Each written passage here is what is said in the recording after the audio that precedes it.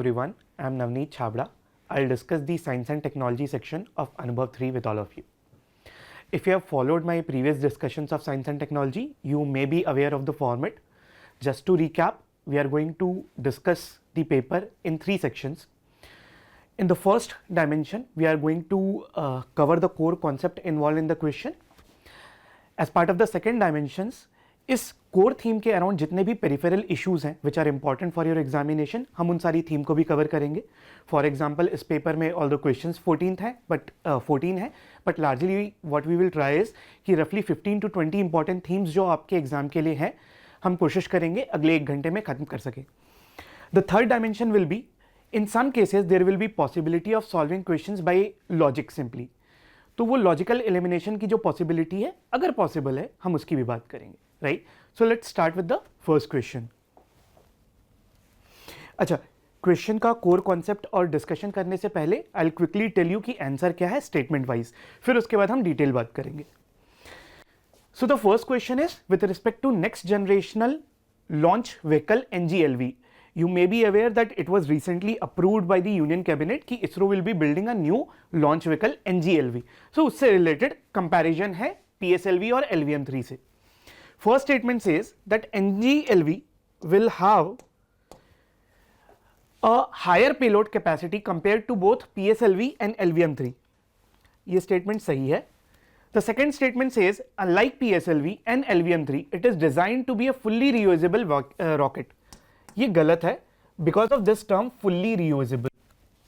The third statement says NGLV is planned to incorporate a semi-cryogenic propulsion system which is not currently used in PSLV or LVM-3. ये सही है. So answer becomes 1 and 3. C only. अब detail में concept की बात करते हैं. तो first of all you may be aware कि इसरो के पास अभी 3 ऑपरेशनल लॉन्च व्हीकल्स हैं. First of all it's PSLV, secondly GSLV Mark II and third one is GSLV Mark III which is also known as LVM-3. ये 3 operational है but 2 launch vehicles are in the pipeline जिसमें से एक almost complete हो चुका है which is SSLV, small satellite launch vehicle. इसकी test flight भी हो चुकी है and within a few months it will enter into the commercial stage. The second satellite launch vehicle which is in the pipeline that is NGLV जिसपे हमारा question based है. अब पहले हम, क्योंकि ये कंपैरिजन बेस्ड क्वेश्चन है तो क्विकली हम करते हैं जो ऑलरेडी एग्जिस्टिंग व्हीकल्स है उसका रिकैप कर लेते हैं. अब देखिए रॉकेट बेस्ड क्वेश्चन यूपीएससी ने जब भी पूछे हैं there are 3 dimensions which they usually ask. I think last 10 years में 2 या 3 बार क्वेश्चंस आए हैं रॉकेट बेस्ड. पहला dimension which you should know about every rocket is कितने नंबर ऑफ स्टेजेस हैं. सेकेंड इज उन स्टेजेस में फ्यूल क्या यूज हो रहा है. And the third dimension is इसकी पेलोड कैपेबिलिटी, मतलब कितना वेट कैरी कर सकता है. इन सम केसेस अगर कोई बहुत फ्लैगशिप मिशन अभी लॉन्च हुआ है then you should also be aware कि उस मिशन में कौन सा लॉन्च व्हीकल यूज किया गया था. राइट, चलिए तो अभी जो हमारे 3 ऑपरेशनल है ये आप सामने देख रहे हैं. This is PSLV, this is GSLV Mark II and this is GSLV Mark III या LVM-3 कह लीजिए. राइट, PSLV में 4 स्टेज रॉकेट है. बाय द वे स्टेजेस आप सबको पता होगा. स्टेजेस का मतलब ये होता है rocket is made into components. Her component में एक रॉकेट की बॉडी जो होती है यूनिफॉर्म एक सिंगल बॉडी नहीं होती है. It is made into multiple compartments. Her compartment के पास अपना एक इंजन होता है और अपना एक फ्यूल होता है. राइट, सो इसमें 4 कंपार्टमेंट्स है. तो first stage, second stage, third stage and fourth stage. ये ऊपर वाला जो एरो दिख रहा है that is where that satellite और स्पेसक्राफ्ट विल बी केप्ट. ये जो पहला स्टेज है दैट इज सॉलिड स्टेज, मतलब सॉलिड फ्यूल यूज किया जाएगा. सेकंड इज लिक्विड स्टेज, मतलब लिक्विड फ्यूल यूज करेंगे. Third is again solid and fourth is again liquid. तो SL ऑल्टरनेटिंग. अच्छा, सेकंड जो रॉकेट आपको दिख रहा है that is GSLV Mark II. इसमें 3 स्टेज रॉकेट है. First stage is solid, second is liquid, third is cryogenic. Cryogenic stage का क्या मतलब होता है? It will use cryogenic fuel. Cryogenic fuel मतलब -153 डिग्री सेल्सियस से नीचे, दैट कोल्ड. सो उसके नीचे जो फ्यूल स्टोर किया जाए दैट इज क्रायोजेनिक. अब हम जो प्राइमरली क्रायोजेनिक फ्यूल यूज करते हैं that is liquid hydrogen. Hydrogen is a gas, अगर आप उसे अल्ट्रा कूल कर दोगे it will convert into liquid, तो लिक्विड हाइड्रोजन. अच्छा, by the way cryogenic engine में जो ऑक्सीजन यूज करेंगे, देखिए इंजन में एक तो फ्यूल है दूसरा ऑक्सीजन है उस फ्यूल को बर्न करने के लिए. So oxygen is also in the liquid stage. तो liquid hydrogen, liquid oxygen. Now comes GSLV Mark III. ये भी एक 3 स्टेज व्हीकल है. द ओनली डिफरेंस इज कि आपके जो दो सॉलिड स्टेज है वो बूस्टर के फॉर्म में है, ये जो आप साइड में देख रहे हैं, right. And the liquid stage, this is the liquid stage, core stage, and the upper stage is again cryogenic upper stage. आपको ये भी पता होगा कि ये जो क्रायोजेनिक स्टेजेस हैं दे आर इंडिजीनियस, हमारे खुद के बिल्ट है, राइट। अब सेकेंड डायमेंशन हमें जो पहला तो था स्टेज, सेकेंड इज फ्यूल, ये दोनों हमने बात कर ली। Third dimension is payload capability. Payload capability अगर आपको एग्जैक्ट याद ना भी हो, even if you know rough estimate, it's good enough. For example PSLV की अगर आप पेलोड कैपेसिटी देखेंगे तो लोअर अर्थ ऑर्बिट में ये 2000 केजी तक, और लेट्स से जो बेस वर्जन है that can carry up to 1750 KG of weight, but PSLV के जो बेटर वर्जन हैं, अपग्रेडेड वर्जन हैं, in some cases it can also go to 2000 KG. अच्छा, लेकिन अगर आप इसे जियोसिंक्रोनस ऑर्बिट में इससे लॉन्च करेंगे, इन दैट केस ये 1450 केजी के अराउंड पे जो बेस वर्जन है इट कैन कैरी। आपका जो LVM-3 जो हमारा हाईएस्ट वेटेड है वो भी कैरी कर सकता है 8000 केजी आपका लोअर अर्थ ऑर्बिट तक, और 4000 केजी आपका जियोसिंक्रोनस ऑर्बिट तक, ठीक। तो ये रेंज है हमारे अभी रॉकेट्स की। अब बात करते हैं हमारा जो जिस पे क्वेश्चन बेस्ड है, which is the upcoming rocket NGLV, right. तो NGLV, क्योंकि हम पेलोड कैपेसिटी की बात कर रहे थे, तो सबसे पहले यही देख लेते हैं कि NGLV जो रॉकेट बनने वाला है उसकी पेलोड कैपेसिटी क्या है। So it is being designed to have at least 3 times more payload capacity in comparison to your LVM-3। तो 30 टन तक का weight it can carry in lower earth orbit. अगर इसकी पेलोड कैपेसिटी LVM-3 से ज्यादा है तो ऑब्वियसली PSLV से भी ज्यादा है। तो आपके क्वेश्चन का पहला स्टेटमेंट तो यही हो गया, राइट। नाउ कम्स कि इसमें नंबर ऑफ स्टेजेस कितने होंगे। सो it is being designed with 3 stages, और इस 3 स्टेजेस में से जो एक स्टेज है which is the first stage, that will B reusable. तो फर्स्ट स्टेज यूजुअली क्या होता है, जब आप रॉकेट का धीरे धीरे जैसे रॉकेट ऊपर जाता है, आप उसके डिफरेंट स्टेजेस को you let it fall into the sea, you can never use it back. तो what we will do is कि जब ये rocket NGLV when it will go up और इसका फर्स्ट स्टेज का फ्यूल जब यूज हो जाएगा, instead of letting it fall into the sea, we will get it back slowly, we will land it slowly so that we are able to use its first stage. But when it comes to the other 2 stages, 2 upper stages, they are not meant to be reusable, they are expendable. It means they will fall into the sea after the fuel has been consumed. ठीक। तो second statement में problem ये थी आपके question के, it is not a fully reusable rocket, right, it's only having its first stage as reusable, ठीक। अच्छा, फिर ये जो स्टेजेस हैं ये कौन सा फ्यूल होगा। देखिए, तो बेसिकली पूरी डिटेल तो नहीं है, but the details that we have is it will have both cryogenic engine as well as semi cryogenic engine. तो जो अपर स्टेज है वो तो क्रायोजेनिक होगा ही, बट जो नीचे वाला स्टेज है that will B semi cryogenic.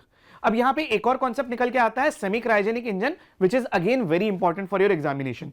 So right now we do not have any semi cryogenic engine in operation, ISRO is still building it। Semi cryogenic का मतलब क्या होता है, देखिए क्रायोजेनिक का ये मतलब था कि both your fuel as well as oxygen that is in ultra cold state, जो -153 डिग्री सेल्सियस के नीचे है, तो दोनों ही लिक्विड फॉर्म में है। सेमी क्रायोजेनिक का मतलब ये होता है that your oxygen is in the liquid stage, it is in the cryogenic stage, but your fuel is in normal liquid room temperature. तो यहां पे हम लिक्विड हाइड्रोजन यूज करने की जगह नहीं की जगह पे सेमी क्रायोजेनिक इंजन में we will use ISROsene. ISROsene basically again it's a one liner question that can come in the examination. ISROsene basically kerosene का रॉकेट ग्रेड वर्जन है which is developed by ISRO for being used in the rockets. Kerosene ही है, it's just more purified form which can be used in the rockets. तो ये तो normal room temperature भी liquid है, right. तो हम सेमी क्रायोजेनिक इंजन में लिक्विड हाइड्रोजन की जगह we will use ISROsene plus liquid oxygen, that is why we are calling it semi cryogenic. अच्छा, अब इस सेमी क्रायोजेनिक इंजन का जो यूज है, it is not that it is only meant for NGLV। We are planning कि इन future LVM-3 में भी एक स्टेज को, जो लिक्विड वाला स्टेज है, will replace it with semi cryogenic engine. तो किसी भी रॉकेट की आपको कैपेसिटी, पेलोड कैपेबिलिटी बढ़ानी है, आप उसका एक स्टेज इससे रिप्लेस कर सकते हो। ऑब्वियसली आप क्रायोजेनिक स्टेज को रिप्लेस नहीं करेंगे, ठीक। अच्छा, इसमें एक और टर्म आप देखेंगे जब NGLV की बात होती है, तो एक और इंजन का डिस्कशन होता है, that is LOX methane engine. अब ये LOX मीथेन इंजन क्या है? LOX stands for liquid oxygen. We are planning कि जो NGLV का जो अपर क्रायोजेनिक स्टेज होगा उसमें लिक्विड हाइड्रोजन की जगह we will use liquid methane, right? तो ये जो LOX मीथेन का डिस्कशन होता है this is done in the context of upper stage of NGLV जो कि क्रायोजेनिक होने वाला है, राइट? तो उसमें हम लिक्विड हाइड्रोजन लिक्विड ऑक्सीजन की कॉम्बिनेशन की जगह लिक्विड ऑक्सीजन और मीथेन यूज करने वाले हैं, ठीक? तो ये सब सारी बातें हो गई जो आपके एग्जाम के लिए इंपॉर्टेंट है. एज आई सेड कि आपका एक और सैटेलाइट लॉन्च व्हीकल पाइपलाइन में है विच इज SSLV. तो अब उसकी बात कर लेते हैं. ये स्मॉल सैटेलाइट लॉन्च व्हीकल क्या है? देखिए, अभी मान लीजिए अगर हमें कोई स्मॉल सैटेलाइट लॉन्च करना है, स्मॉल सैटेलाइट मींस हम 10 kg वेट से लेके 500 kg तक की बात कर रहे हैं. मान लीजिए right now we want to launch some small satellite, तो हम क्या करेंगे? The smallest rocket that we have is PSLV, तो हम PSLV में डालेंगे. But again PSLV is a costly thing. आप एक छोटे से 10 kg के सैटेलाइट के लिए you will not waste your one PSLV. So what you do, you wait for a higher payload, मतलब कोई बड़ा मिशन जाना है उसके साथ में ये छोटा मिशन डाल दोगे, right? So your time is more. अब global market for small satellite is very competitive. अगर आप इसे केटर करना चाहते हो and if you have a smaller rocket जो कि स्मॉल के पेलोड कैपेबिलिटी के लिए इकोनॉमिकल पड़े, you need a new rocket and that is where the SSLV comes into picture. तो इसरो ये SSLV लॉन्च कर रही है for small rocket for small satellites जो कि 10 kg से 500 kg तक होंगे, right? In fact, I think in one of the अनुभवs we had talked about कि हमारा श्रीहरिकोटा में एक थर्ड लॉन्च पैड स्टार्ट हो रहा है, ठीक? उस थर्ड लॉन्च पैड के समय भी हमने ये बात की थी कि SSLV हम जो स्मॉल सैटेलाइट्स लॉन्च करेंगे we need a separate site for it, ठीक? तो ये आपका SSLV हो गया. Now coming back to question, आप एक बार स्टेटमेंट देख लीजिए. पहला स्टेटमेंट पेलोड कैपेसिटी सही है, ज्यादा है तो it becomes correct. Second statement says कि it is design to be a fully reusable, गलत है. Only the first stage is reusable. And the third statement says कि ये सेमी क्रायोजेनिक यूज करेगा engine which is not currently use, ये भी सही है, right? Let's move to the second question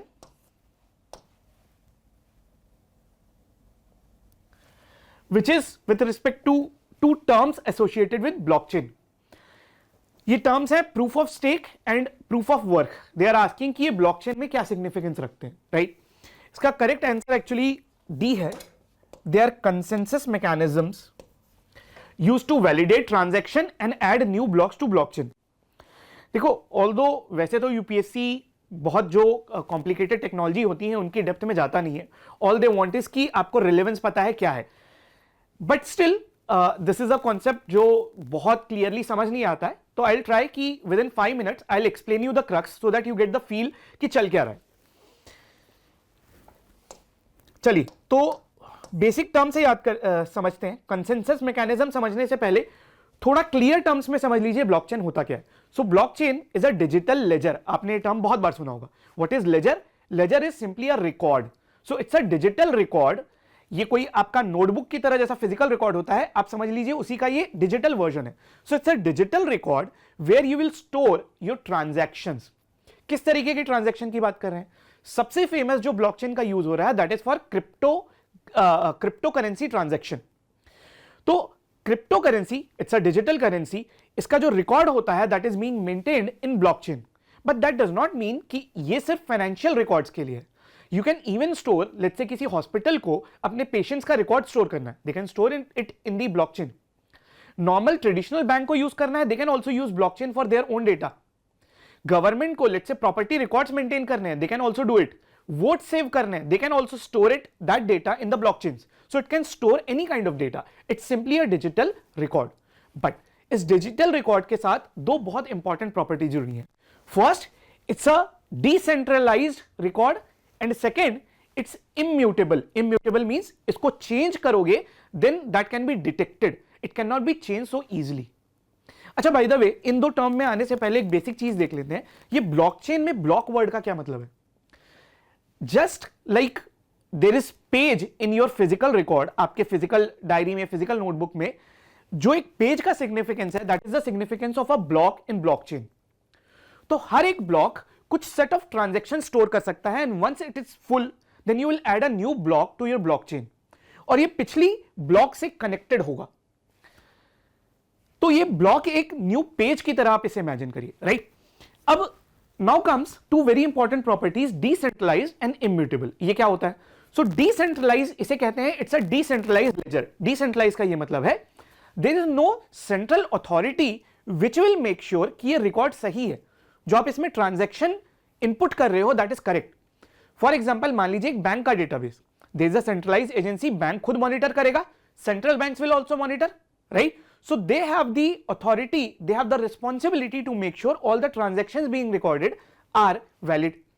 But in this case, it's a decentralized system. इसे कोई central authority control नहीं कर रही है। सारे participants they will come together and they will ensure that it's valid. The transactions are being which are being recorded, they are valid. ठीक? इसका एक फायदा ये होता है, in case of centralized database, only that central server has the copy of that data. वो सिर्फ bank के पास है। But in this case, whatever you are putting in the blockchain, इस blockchain के जितने participants हैं, all of them have a copy of that blockchain.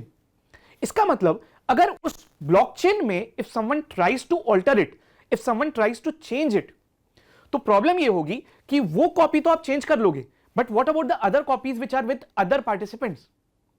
So it's not so easy to alter it. There is another reason because of which we say कि it's immutable. You cannot alter it. So what happens is, let's say there are 5 blocks in this blockchain.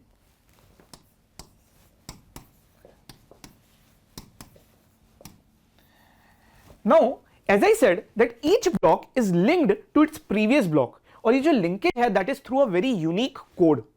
तो ये जो मान लीजिए third block है, this is linked to second block through a unique code. Now there is someone who is trying to edit the information stored in the third block. So what will happen? इस block से linked है ये आगे वाला block, fourth block, through a unique code. ये आगे के सारे ब्लॉक इनवैलिडेट हो जाएंगे। व्हाई? बिकॉज आपने जैसे थर्ड ब्लॉक की आइडेंटिटी डेटा चेंज कर दिया, now this unique code no longer will work, because ये यूनिक कोड पिछली इंफॉर्मेशन के लिए था which was there in the third block. तो the moment you change the information of one block, all the future blocks will be invalidated because they cannot recognize the old code through which they were connected to the predecessor blocks, right? So that is another way because of which we say कि it's immutable. अब आते हैं consensus mechanism पे, जिस पे ये question based है। consensus mechanism क्या होता है? देखो, as I said that in case of a central database there is a central authority which can maintain the validity of a transaction, but here who will do that? The participants have to together do that.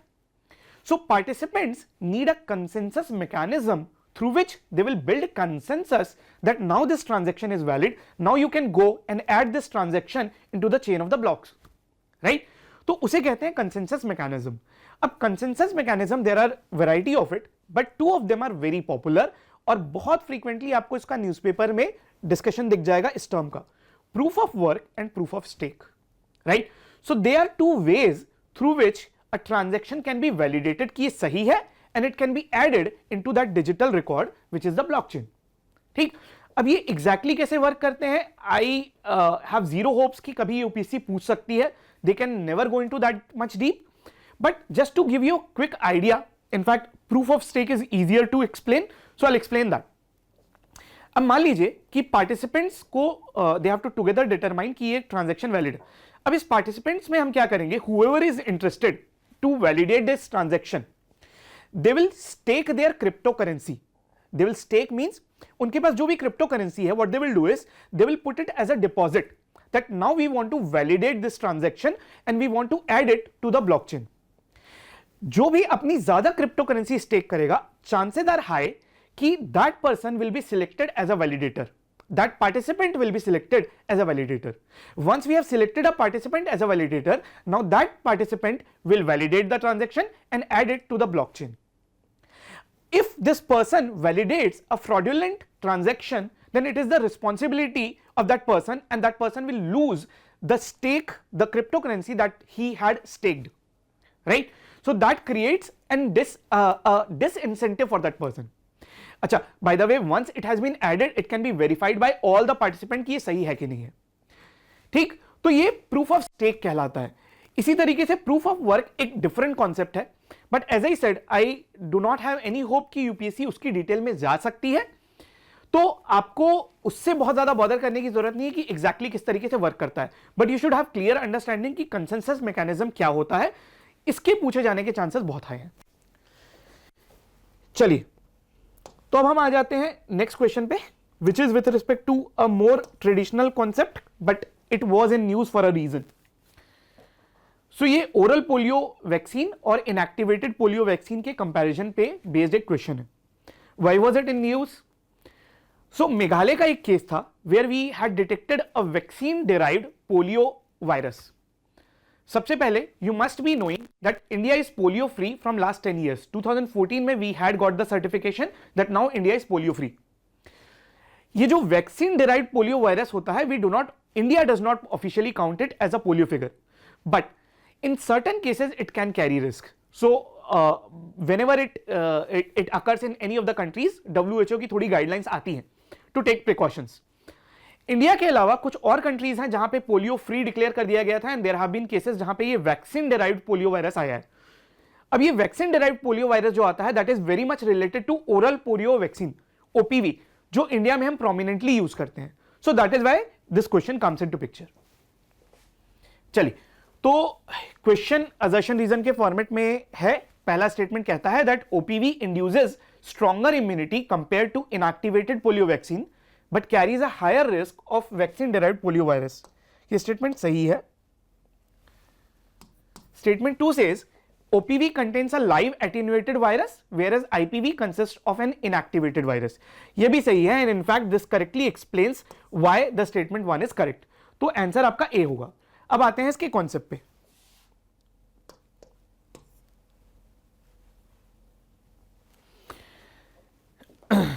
First of all, आपका चाहे OPV हो या IPV हो, both of them are a type of whole micro vaccine. We do not have the time to go into much detail, but you may be knowing that vaccines can be classified largely into 3 groups. देखिए, vaccine में आप क्या कर रहे हो, एक micro organism के against body में इम्यूनिटी क्रिएट करने की कोशिश कर रहे हो, right? So you will introduce micro organism inside the body in a form which can not harm the body, but body's immune system gets developed. ठीक, तो एक तो तरीका यह है कि आप पूरा का पूरा micro organism low. Let's say Covid virus आप के अगेंस्ट इम्यूनिटी चाहते हो, तो पूरा का पूरा वायरस लो and you will insert it inside the body, that will be known as whole micro. Sub unit, देखिए, बॉडी को एनिमी को पहचानने के लिए, माइक्रो ऑर्गेनिज्म पहचानने के लिए, it is not necessary that you introduce the whole micro organism. You can take one specific part of it which can act like an identifier for the body, that this is how my enemy looks like, and that is why body's immune system will learn how to create the antibodies, which is immune system, a part of the immune system against that microorganism. In case of virus की surface पे जो protein होता है, that acts like a identifier for the body. तो आप microorganism पूरा लेने की जगह what you can do is you can take the protein of that virus and insert inside the body. Third way is, ना तो आप microbe लो, ना ही उसका एक सब यूनिट लो, बल्कि उसका जेनेटिक मटेरियल ले लो। जेनेटिक मटेरियल वायरस के केस में आरएनए होता है, तो आरएनए वैक्सीन हो जाएगी। In some cases if it is DNA, it will become DNA vaccine. Anyways, आपका जो आईपीवी और ओपीवी है, that comes into the category of whole micro vaccine. अब यहां ध्यान से सुनना, although I am assuming this is a traditional concept, you know, but if you are not familiar, अब होल माइक्रो वैक्सीन के case में there are 2 possibilities. Either you take that live microbe, you do not kill it, it's live, but you have attenuated it. It means you have decreased the potency of it. You have reduced its potency to an extent where it can no longer harm the human body. So that case is of live attenuated vaccine. आपका जो OPV है, oral polio vaccine, that is a live attenuated vaccine. तो उसमें आपने polio virus लिया. Polio virus, you have not killed it. It's live, but you have decreased its potency, right? There is another way where you will kill the virus, so that it can no longer harm the body even in slightly possible manner. That is the case of inactivated vaccine, और जो हमारा IPV है वो इस category में fit होता है। अब इन दोनों अप्रोच के एडवांटेज डिसएडवांटेज क्या है? See, the whole purpose is for your body to know how does the enemy look like. So if you give it a live virus, it's better demonstration for the body and body can generate better immunity. But there will be few disadvantages. First is that there are chances कि जो initial side effect हो कुछ समय के लिए temporary, they can be slightly higher, क्योंकि वो virus तो लाइव है, right? It can generate certain symptoms. But the bigger disadvantage is that if this person, in some cases what happens is it can pass that live virus through stool, through defecation, and if hygiene conditions of that place is not good, this stool में जो virus है, live virus, in some cases what can happen is it can mutate into a more dangerous form of the virus. अभी जिस form में virus हमने vaccine में डाला था, अगर ये किसी और की बॉडी में चला भी जाए, right, it cannot harm them, but if it mutates into more dangerous form of the virus, then that can create a vaccine derived polio disease. This is being derived from the vaccine जो OPV में हमने live virus डाला था. It got passed through the stool, it got mutated into a more dangerous form, and it entered into someone else's body, right? So that is what we mean by vaccine derived polio virus. और ये किस में हो सकता है? OPV में. IPV में क्यों नहीं हो सकता? क्योंकि IPV में आपने जो वायरस डाला है दैट इज किल्ड. तो one of the advantage of IPV is कि एक तो इनिशियल सिम्टम्स भी कम क्रिएट करेगा क्योंकि किल्ड है. Secondly, there is no threat of the vaccine derived polio virus. But the downside is कि ये जो इम्यूनिटी क्रिएट करेगा that will be lesser, right? क्योंकि आप जो बॉडी को डेमोन्स्ट्रेशन दे रहे हो that is not of a live virus. India ने we preferred OPV, oral polio vaccine, over IPV because of two reasons. First of all, at that time, polio was very endemic, so we wanted a stronger immunity. Secondly, oral polio vaccine का जो administration है that is easier, it's in the form of drop. So you can utilize even non-medical professionals, they can go and directly give this polio drops to baby. But अगर आप IPV लोगे that is injectable, वो oral route से नहीं दी जाती है, that is injected. So for that you need a skilled person, right? तो अब इस क्वेश्चन पे वापस आ जाओ आप, जो assertion रीजन का था. फर्स्ट स्टेटमेंट सेज कि oral polio vaccine induces stronger immunity, obviously क्योंकि लाइव वायरस है, compare to inactivated polio vaccine, but also carries higher risk of vaccine derived polio vaccine. सारी बात हमने कर ली, so obviously it's correct and this is also right reason. ये live attenuated virus रखता है, इसी वजह से तो स्ट्रॉन्गर इम्यूनिटी दे रहा है, and that is why it is causing vaccine induced polio disease. चलिए, so that completes this question. अब हम नेक्स्ट पे आते हैं. Its format of this question might be new, थोड़ा सा इंटरेस्टिंग और हाइपोथेटिकल है. यूपीएससी इस तरीके से हाइपोथेटिकल फॉर्मेट में कम सवाल पूछती है, but the concepts involved have been repeatedly asked by UPSC in multiple years, multiple formats. ये क्वेश्चन बेसिकली स्टार की लाइफ साइकिल से रिलेटेड है. आप देखेंगे यूपीएससी के पिछले 15 साल में you will find many questions, many terms which are associated with the life cycle of star and they have been asked. तो ये सवाल कहता है that based on the current scientific understanding which of the following stages will the sun never undergo in its life cycle. Supernova कभी नहीं बन सकता हमारा सन, कभी, like it's a phenomena, so we should say that it can never undergo supernova.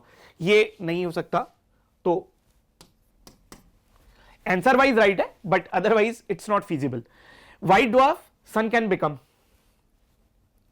Red giant sun can become, black hole sun can not become.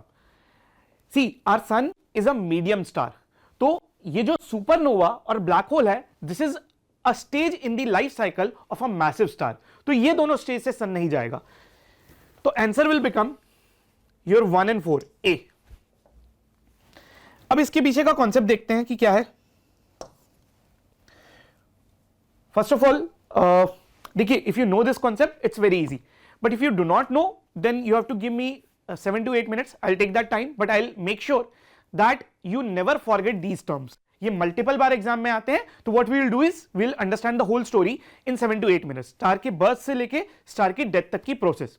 ठीक, सबसे पहले in universe there are a lot of regions where we have cloud of dust and gas.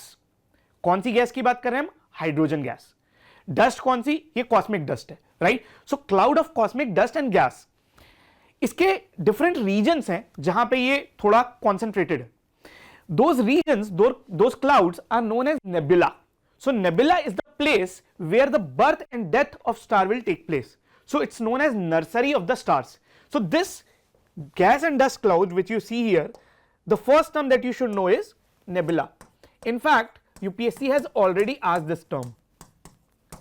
अब nebula से आगे बढ़ते हैं. तो ये जो dust और gases का cloud होगा, it is not as if dust and gas are uniformly spread across this cloud. There will be certain regions where it is more densely concentrated. तो अगर मान लीजिए ये मेरा let's say nebula है और ये एक रीजन है जहां पे gas and dust is more dense.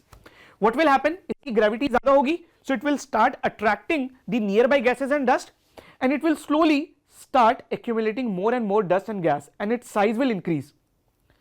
जब साइज इंक्रीज होगा तो क्या होगा, इसके सेंटर पे प्रेशर बढ़ता जाएगा इसके वेट का, and when the pressure at the centre will increase, more friction will happen at the centre. Because of that friction, temperature will start increasing in the center of that accumulated body. A time will come where this temperature will be so huge that the fusion of hydrogen will start. ये gases क्या थी, hydrogen थी. If you increase the temperature significantly, the fusion of hydrogen will start. Hydrogen will convert into helium and huge energy will be released. जब ये fusion start हो जाएगा, energy release होने लग जाएगी, this will glow. And that stage will be known as protostar. Protostar is simply baby star. This is the time where it has grown to that size where the nuclear fusion has started. But अभी ये baby star है. Adult star ये तब बनेगा.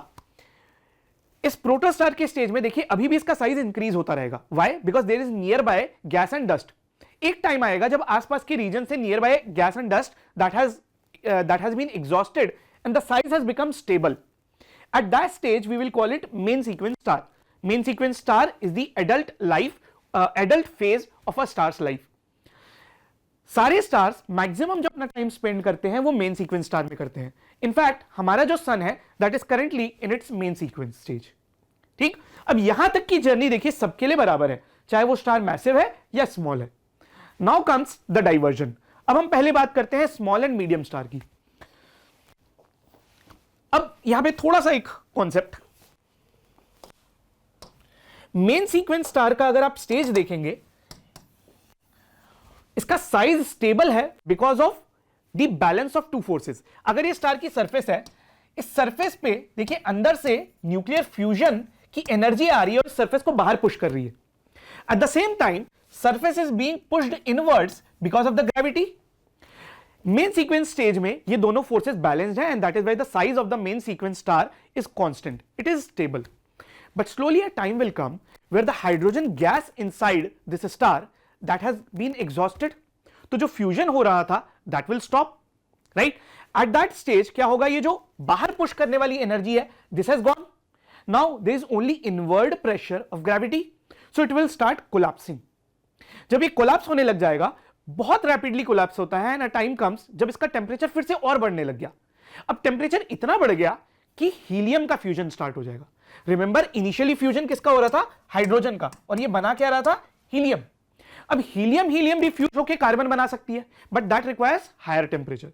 तो ये initially तो helium का फ्यूजन नहीं हो रहा था, बट जब ये फिर से कोलैप्स करने लग गया, at that time the temperature of the core will again increase and the fusion of helium will start. ठीक, हीलियम कार्बन में कन्वर्ट हो रहा होगा. But at this stage, something else will also happen. So, helium से जो energy release होती है when it gets converted into carbon, that is significantly more than the energy being released by hydrogen का fusion. Now, when this energy from inside will be very suddenly increased, तो इसके बाहर में जो gases की layer है, these layers of gases will be pushed apart. ये बहुत रैपिडली बाहर जाने लग जाएंगी, राइट. सो ये gases they will slowly drift apart into the universe, और ये बच जाएगा कोर, और इस कोर में फ्यूजन चल रहा है. किसका फ्यूजन चल रहा है, हीलियम कन्वर्ट फ्यूज होके they are getting converted into carbon. जब हीलियम भी एग्जॉस्ट हो जाएगा, carbon they will be converted into oxygen और हायर एटम्स बनाते जाएंगे. मैक्सिमम फ्यूजन जहां तक हो सकता है दैट इज आयरन. आयरन के बाद कोई भी हेवी एलिमेंट फ्यूज नहीं हो सकता. क्या सारे स्टार आयरन तक फ्यूजन जाएंगे? Will this happen in all the stars? No. In case of small star, ये कार्बन तक ही फ्यूज होके रह जाता है. But in case of massive stars, this fusion will continue till iron. Iron के बाद तो कोई फ्यूजन नहीं होगा। बाय द वे मान लीजिए कि अब ये जो कोर बच गया, गैसेस तो बाहर की चली गई, अब ये कोर बच गया, राइट। लेट्स से कि इसका सारा हीलियम भी खत्म हो गया, now it's carbon and this star does not have enough size कि कार्बन के बाद फ्यूजन स्टार्ट कर सके। तो अब क्या होगा, कोई फ्यूजन नहीं हो रहा है, कोर बचा है, इसमें फ्यूजन नहीं हो रहा है, so there is no outward pressure but inward gravity तो लग रही है। Now this core will start shrinking, इसका साइज धीरे धीरे रिड्यूस होने लग जाएगा। A time will come where it has become so small that we are going to call it white dwarf. अच्छा, by the way I missed one thing, ये red giant कौन सा स्टेज है? रेड जायंट वो stage है when the gases start moving outwards, तो star ऐसा लगता है it has swollen up, right, because suddenly gases की layer they are moving outward, so that stage is known as red giant. जब sun ये red giant के stage में पहुंचेगा, it can even engulf nearby planets including Earth, right. तो अब ये gases जो है दे वर मूविंग अपार्ट, और एक टाइम आया जहां पे ये यूनिवर्स में दे गॉट स्प्रेडेड और बच गया कोर। कोर जब तक फ्यूजन हो सकता है हीलियम का, इट विल अंडरगो फ्यूजन, जब वो भी खत्म हो जाएगा इसकी श्रिंकिंग चालू हो जाएगी and a time will come when we will call it white dwarf. Dwarf because size छोटा है, श्रिंक हो चुका है। व्हाइट क्यों? बिकॉज ऑल्दो फ्यूजन नहीं हो रहा है, there is no new energy being created, but it has the previous remnant of energy. मान लीजिए आप किसी आयरन को हीट कर रहे हैं, after a certain point of time you stop heating it, क्या ये सडनली ग्लो करना बंद कर देगा? It will glow, right, to some point, till some point. Now white dwarf is that stage जहां पे फ्यूजन तो बंद हो गया है, it is very small but it is still glowing because of the previous heat.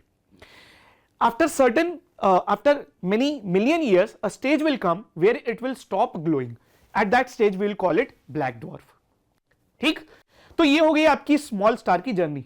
ये सारे term, trust me, they can B asked at any point of time. Now comes the path of large star. Main sequence पहुंच गए, उसके बाद large star का part different हो जाएगा। देखिए लार्ज स्टार के साथ भी वही होगा कि हाइड्रोजन जब एग्जॉस्ट हो जाएगी, फिर उसके बाद हीलियम का फ्यूजन चालू होगा, और जब हीलियम का फ्यूजन चालू होगा, जो आउटवर्ड गैसेस हैं दे विल मूव अपार्ट, तो ये फिर से स्वेलन हो जाएगा, और इस बार ये जो इसका जो साइज होगा it will be way more than red giant and we will call it red super giant. ठीक, अच्छा, अब एक टाइम आएगा, लेट्स से ये आयरन तक इसका फ्यूजन होता है, बट आयरन के बाद तो रुक जाएगा। Now what? अब इसका जो कोर है again it will start shrinking, but this time there will be a huge explosion when this core will start shrinking. वो स्मॉल कोर था, it shrinks very silently, but in case of massive star, when this huge core will start shrinking, there will be a huge explosion in the universe, and that explosion will be known as supernova. They are one of the loudest explosions in the universe. अब ये जब explosion होगा तो इस star में से बहुत सारे एलिमेंट स्कैटर हो जाएंगे, but even after that a core will be left. अब ये कोर या तो न्यूट्रॉन स्टार बन सकता है या ब्लैक होल बन सकता है, depending upon the size of the core. If the size of the core, remaining core जो सुपरनोवा के बाद बचा, if that is roughly around 1 to 3 times of solar mass, मतलब सन का जो मास है उसके 1 to 3 times तक है, then it will become neutron star. अगर ये उससे भी ज्यादा है then it will become black hole. Difference क्या होता है? देखिए जब कोर श्रिंक होता रहेगा, a stage will come where it has shrunk so much कि जो इसके एटम्स हैं उसमें प्रोटॉन और electron they have merged to form neutron. इतना श्रिंक हो चुका है, that stage is known as neutron star. लेकिन अगर ये कोर और ज्यादा बड़ा था तो ये न्यूट्रॉन स्टार के बाद कंटिन्यू करता रहेगा shrinking, and a stage will कम जब ये फर्दर ब्लैक होल बन जाएगा। ब्लैक होल वो स्टेज है which has become so dense that nothing can pass through it. It has such huge gravity that whatever passes through it, it attracts it and it cannot escape that. Even light cannot escape black hole, right? अच्छा, अब यहां पे दो related term है, एक neutron magnetar और pulsar. तो basically neutron star, दो फेमस टाइप है न्यूट्रॉन स्टार के, magnetar and pulsar. I think magnetar has been asked और pulsar has been asked by UPSC, और दूसरा पूछा जा सकता है। So there are certain neutron stars which have very huge magnetic field, और इन दैट केस अगर इसका मैग्नेटिक फील्ड बहुत ज्यादा है we call it magnetar. Pulsar क्या है? सो पल्सार एक टाइप का रोटेटिंग न्यूट्रॉन स्टार है, और जब ये रोटेट करते हैं they release beam of radiation as if they are releasing pulses. तो ऐसा बंद बुश ने जैसे ये फील होते हैं कि ये थोड़ी देर के लिए रेडिएशन इमिट करेंगे and it will be stopped. अब ये जो टाइमिंग होती है इनके रेडिएशंस इमिट करने की, that is very precise, so precise as if a clock is ticking. So we also call them cosmic clocks because उनके time gap between two different pulses is so precise कि हम उसे as a measurement of time use कर सकते हैं. तो इस वजह से पल्सर को हम cosmic clocks भी कहते हैं. ठीक, again this can directly come as a single one liner. ठीक, तो ये सारे टर्म्स हो गए जो आपको पता होने चाहिए. Now the question becomes very easy. आपका सन एक जो है स्मॉल स्टार है, so it will go through the path of red giant, white dwarf, black dwarf. But ये रेड सुपर जायंट नहीं बनेगा, ये सुपरनोवा नहीं बनेगा, न्यूट्रॉन स्टार नहीं बनेगा, ब्लैक होल नहीं बनेगा. राइट, सो आई होप आपको ये समझ आ गया है. Although because of constraint of time थोड़ा सा स्पीड फास्टन अप करनी थी, बट आई एम अज्यूमिंग कि समझ आ गया. चलिए नेक्स्ट क्वेश्चन पे आ जाते हैं, which is with respect to heritable human genome editing. Context क्या है? So South Africa recently became the first country which is going to recognize this human genome editing technique. ये एक बहुत controversial टेक्निक है which is mostly not allowed by the country, and South Africa is going to become the first country जो इसे allow करेगी. Statement देखते हैं क्या है. First statement says it involves genetic modification of germline cells such as egg and sperm. सही है. Second, maternal spindle transfer is a common technique used for it. गलत है. Third statement says it is widely used for preventing transmission of genetic disease to the next generation. ये भी गलत है. As I said कि ये पहली बार use किया जा रहा है. देखो again one observation. Although the statements like this कि it is widely used for something like this, it seems very generic and chances of you marking it correct is also very common. But if you were simply aware that South Africa has become the first country to do so, it was very easy to guess कि ये statement गलत है, even though you may not understand the technique itself. ठीक, ये भी statement आपसे reject हो जाना चाहिए था बिकॉज ऑफ पीवाईक्यू. पीवाईक्यू में ये टर्म यूज किया जा चुका है. Maternal spindle transfer is basically a technique which is used to prevent the mitochondrial disease. जो आपने 3 पेरेंट बेबी पढ़ा है उसकी जो सबसे कॉमन टेक्निक पढ़ते हो आप, that is this only maternal spindle transfer. Right, तो अगर आपने पीवाईक्यू भी अच्छे से किया है, यू शुड नो कि ये जीनोम एडिटिंग नहीं है. चलिए अब इस कॉन्सेप्ट को समझते हैं कि ये क्या है. सबसे पहले जीनोम क्या होता है? तो genome simply means the complete set of the DNA that we have inside our body. ये डीएनए किससे मिलकर बना हुआ है? जीन से. So gene is a specific segment of the DNA which carries instructions for various functions of the body. तो हमारी body में जो डिफरेंट फंक्शंस होते हैं उसका जो इंस्ट्रक्शन होता है कि वो कैसे होंगे, they are content in the gene, और जीन है आपकी डीएनए के अंदर, और पूरे डीएनए से मिलकर बनता है आपका जीनोम. ठीक, genes determine lot of characteristics that we have. हमारे आंखों के कलर से लेके हेयर्स का कलर, हमारा स्किन टोन, हमारी height, including certain diseases which are there because of a particular fault in a particular gene. तो जीनोम एडिटिंग का आइडिया यहीं से आता है. We want to edit the genome, we want to edit the genes because of 2 reasons. पहला तो हो सकता है that there is a fault in gene and you want to edit the gene so that you can cure that disease. The second thing is a concept known as designer baby, where you want to insert certain favorable traits inside the human body. तो आप एक faulty gene को remove नहीं कर रहे हो, you are inserting a gene that you want. ठीक, तो इन 2 ऑब्जेक्ट की वजह से ये किया जाता है जीनोम एडिटिंग. अब जीनोम एडिटिंग के लिए जो टूल यूज होते हैं, all of you know, the most famous is CRISPR-Cas9 which is a molecular scissor. तो ये मॉलिक्यूल लेवल पे एक सिजर की तरह काम करता है. आप जिस जीन को रिमूव करना चाहते हो आप उसे कट करोगे and you can remove it. ठीक, ये normal genome editing is always allowed. ठीक है, we are repeatedly using it for lot of gene therapies. But ये जो कन्वेंशनली हम जीनोम एडिटिंग करते हैं that is very different from heritable genome editing. तो आप जो कन्वेंशनल जीनोम एडिटिंग करते हो, व्हाट यू डू इज, मान लीजिए सिकल सेल एनीमिया एक जेनेटिक डिसीज है, right, which happens because of a fault in a gene which is responsible for formation of blood stem cells. तो एक gene में problem है जिसकी वजह से फॉल्टी ब्लड स्टेम सेल्स बन रहे हैं, जिसकी वजह से फॉल्टी आरबीसी बनता है, and that is what sickle cell anaemia is. हमने अनुभव 1 में भी आई थिंक पूरी डिटेल में बात की है सिकल सेल एनीमिया की. Anyways, Now, if I want to remove this particular gene, what I will do is I'll go to a particular cell, blood stem cells में जाऊंगा and I'll remove that faulty gene, right? अगर मान लो मुझे कोई lung disease के against cure चाहिए, I'll go to that lung cell and I will remove that faulty gene. सारी cell से आप वो जीन नहीं निकालते हो, that fault जिस डिसीज को आप क्योर करना चाहते हो उसके corresponding you will go to that cell and you will remove the gene from that particular cell, right? But in case of heritable genome editing you are going to do something very different. देखो, आपकी body में जितनी भी cell होती हैं उन cell को आप दो ग्रुप में बांट सकते हो. One is known as somatic cell and second type of cell is known as germline cell. Germline cell का मतलब ये होता है जो रिप्रोडक्टिव सेल है. इट मींस मेल के केस में sperm and in case of female it's egg. These cells are responsible for transferring characteristics from one generation to other. So they are germline cells, right? इस germline cell को छोड़ के, यानी mail में sperm cell को छोड़ के, whatever cells are there, all of them are known as somatic cell. In case of female, other than the egg cell, whatever cells are there, we will call them somatic cell. तो आप normal conventional genome editing के case में आप एक somatic cell लेते हो और जो भी जिस भी डिसीज को आप क्योर करना चाह रहे हो करस्पॉन्डिंग सोमेटिक सेल लेते हो और वहां से वो फॉल्टी जीन रिमूव करते हो. But in case of heritable genome editing you take the faulty gene, you edit the genes of germline cell. Egg या स्पर्म की ही आप जीन्स को एडिट करते हो. Because of this whatever genetic changes you make they will be transferred to the next generation. तो conventional genome editing में if you are trying to edit the gene of a person, this change will not be transferred to the next generation.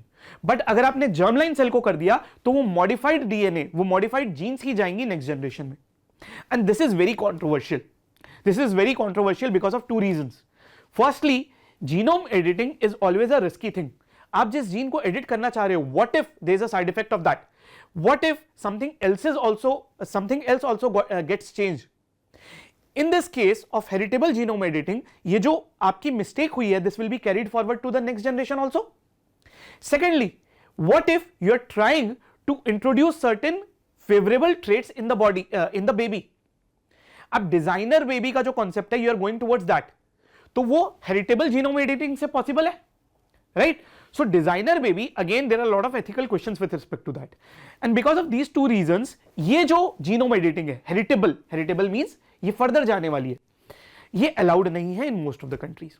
And this is very controversial, but south Africa ने अभी इसे allow किया है. ठीक है,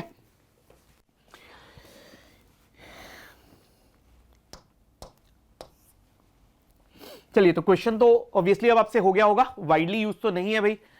अच्छा, maternal spindle transfer भी आई told you कि ये टेक्निक जो है आपकी माइटोकॉन्ड्रियल डिसीज को प्रोटेक्ट करने के लिए, राइट? 3 पेरेंट बेबी का भी डिस्कशन आई एम अज्यूमिंग कि शायद एक अनुभव में हुआ है, if I am not getting confused. तो वहां आप देख सकते हैं. चलिए नेक्स्ट क्वेश्चन पे आते हैं, which is relatively a simpler question, बहुत स्ट्रेट फॉरवर्ड है. अगर आपने ये टर्म कहीं भी सुना है, which is very prominently used.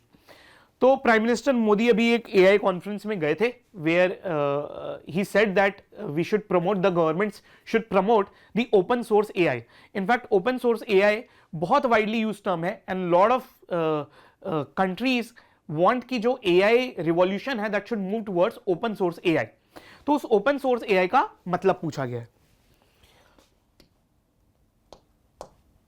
देखो, this is again a question which I feel very easily you can deduce the term and get the answer. By the way, इसका आंसर जो है आपका सी है.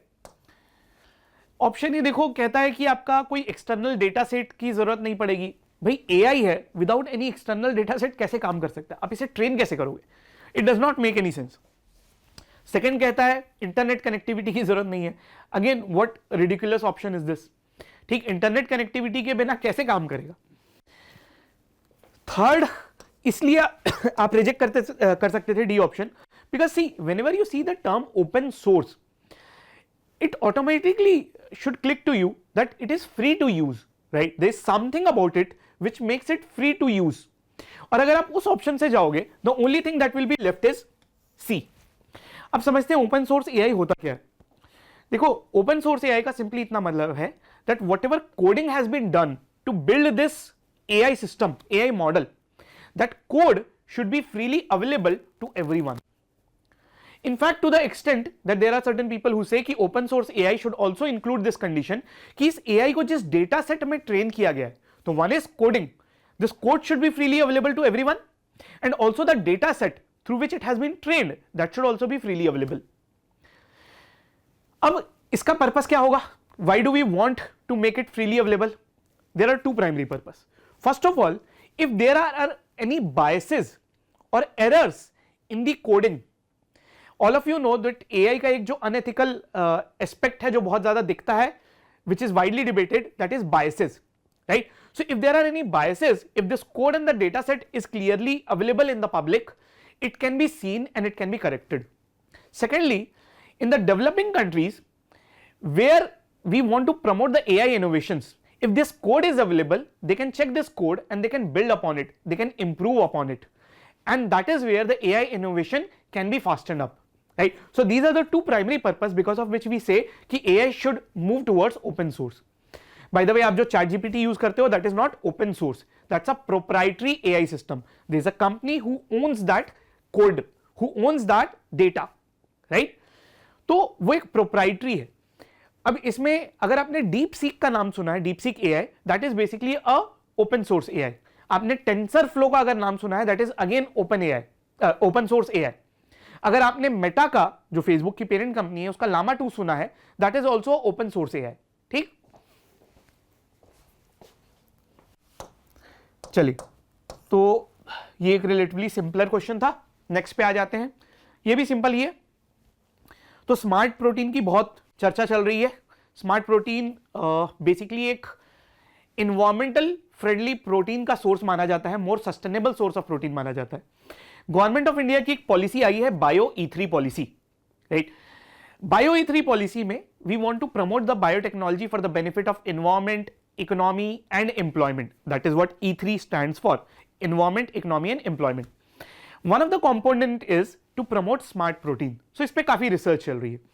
तो इसमें पूछा गया है कि स्मार्ट प्रोटीन के क्या सोर्सेज हैं.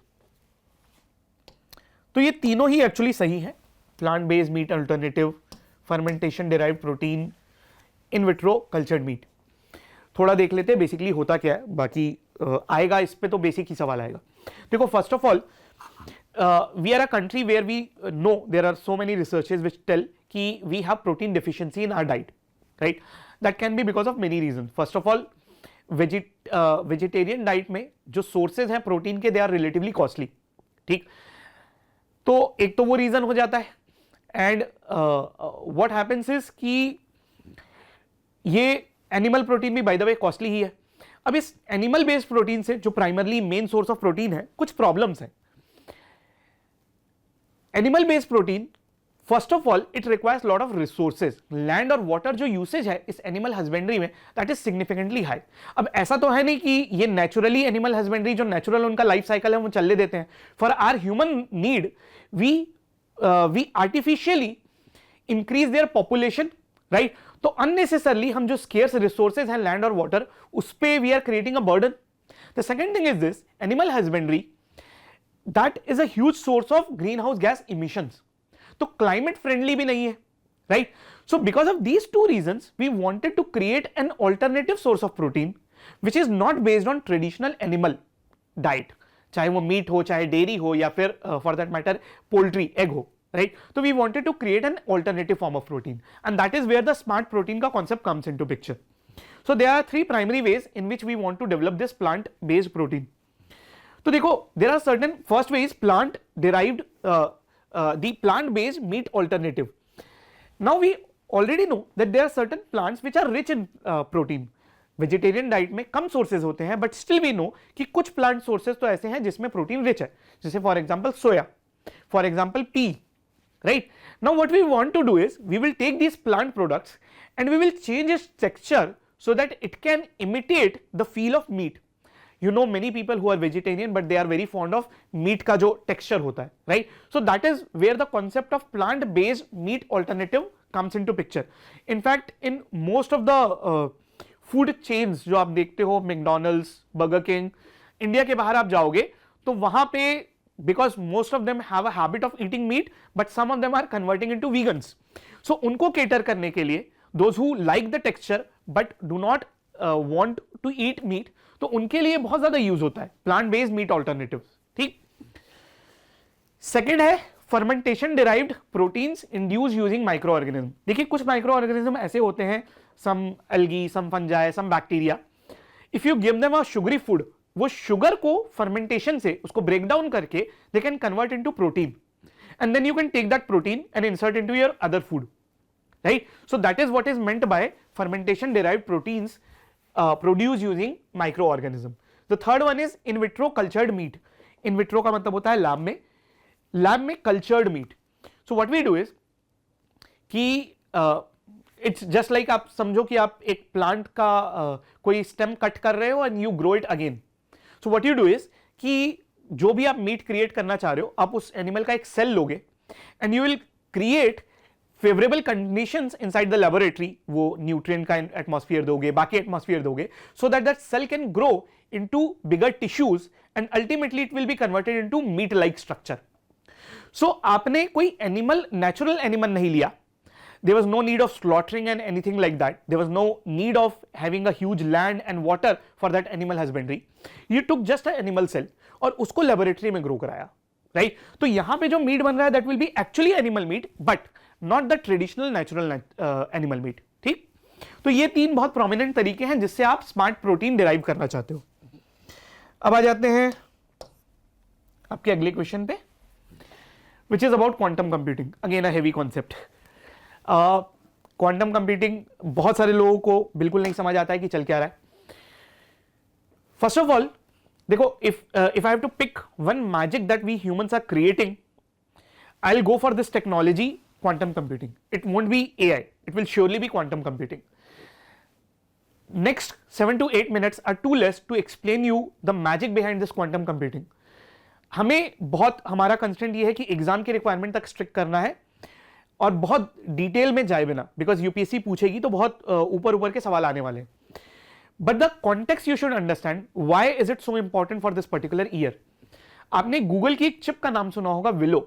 That is a quantum chip recently developed by Google.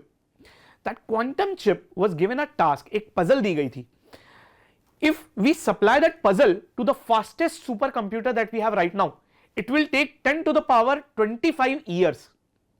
Such a long period, which is way more than the life of the universe itself. Universe को इतना टाइम नहीं हुआ है। It will take that much time, and this quantum chip could solve it within 5 minutes.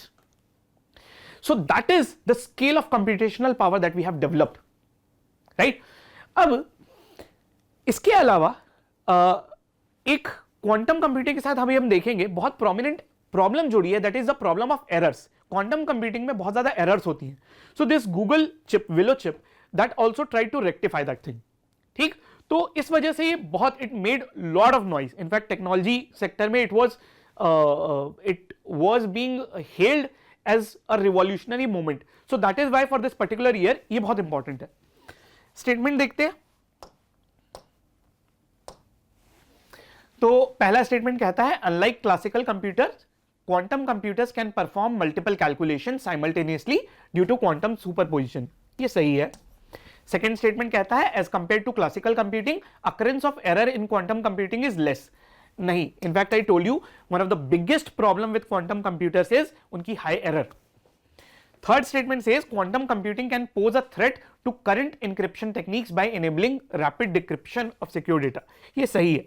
Answer आपका होगा C 1 and 3 only. Concept पे आते हैं। By the way, I do not know what do you imagine when you imagine quantum computer. This is quantum computer for you. ये IBM का जो सबसे बड़ा क्वांटम कंप्यूटर माना जाता है, ये दिखता है। ठीक, जो कि आपके ट्रेडिशनल कंप्यूटर की इमेजिनेशन से बहुत अलग है। अब देखो, क्वांटम कंप्यूटिंग के उस पे जाने से पहले, डिटेल जाने से पहले, what is that fundamental thing that makes quantum computers different from classical computers? It is the way in which it stores information, it is the way in which it processes information.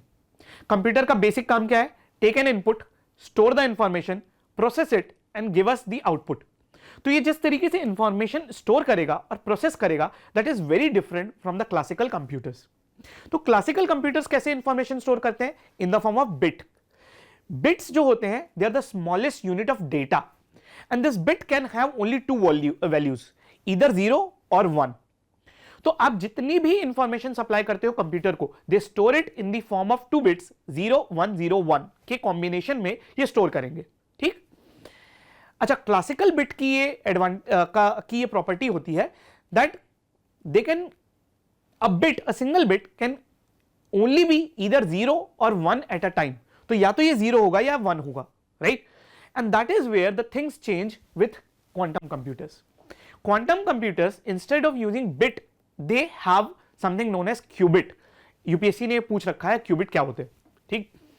अब qubits are very different. They follow the rules of quantum physics, which says a single thing can exist in multiple states simultaneously. A very basic example that is often given is this. Let's say if I toss a coin, right? अब ये अगर coin I let it land, I let it fall on ground. So क्या होगा? या तो इस coin में head होगा या tail होगा, right? So assume it will be either 0 or 1, right? But what about when the coin is in the air? जब ये air में अभी भी flip हो रहा है, at that time it's having both values, both possibilities. It can be either head, it can also be tail. So it's acquiring two states simultaneously, right? तब तक जब तक ये air में है, the moment it falls on the ground, again it will lose its quantum state और ये एक fixed, एक uniform state में आ जाएगा. But we are talking about the time when it's in air.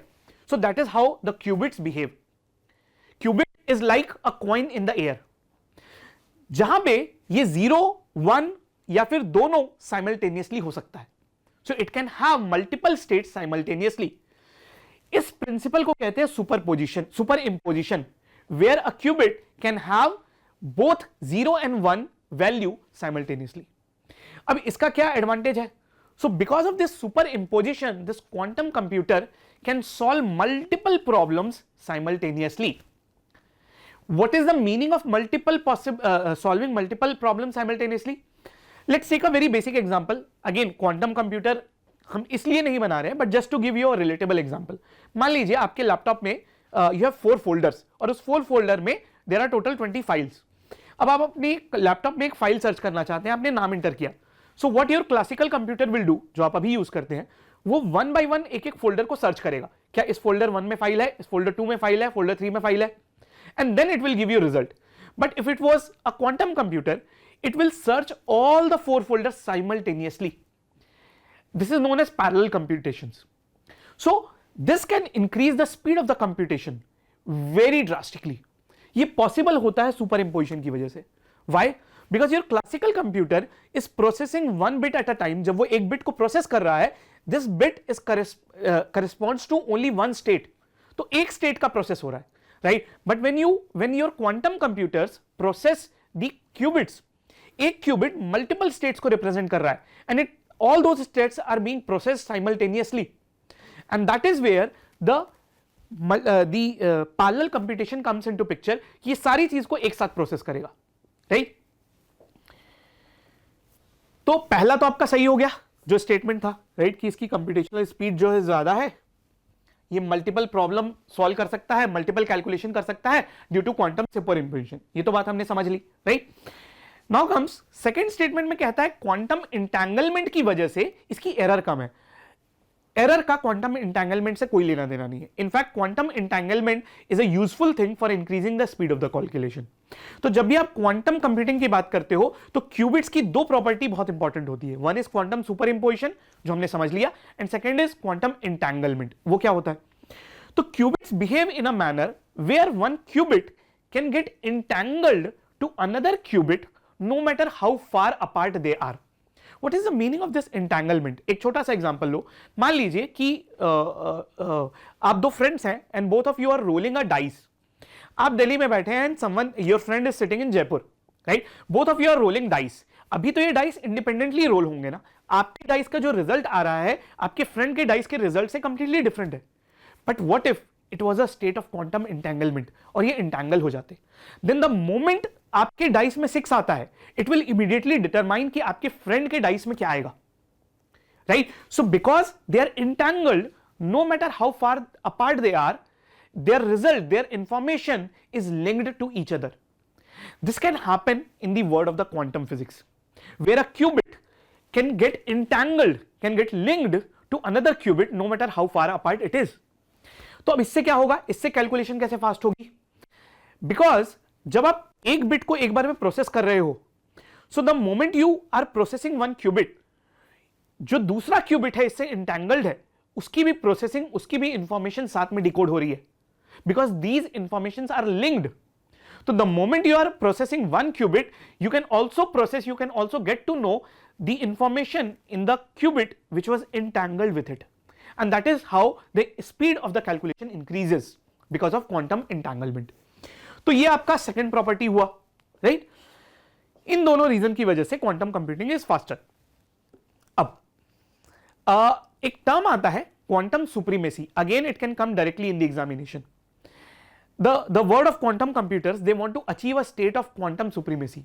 What is the meaning of it? So they do not define this quantum supremacy directly in the term of speed of calculation. They say that we will achieve a state of quantum supremacy when we have achieved a stage where there is a problem statement which can never be solved by the fastest supercomputers available, fastest classical computers available, but it can be solved by quantum computers in a reasonable amount of time. If we achieve that state, then we will call that we have achieved the state of quantum supremacy, right?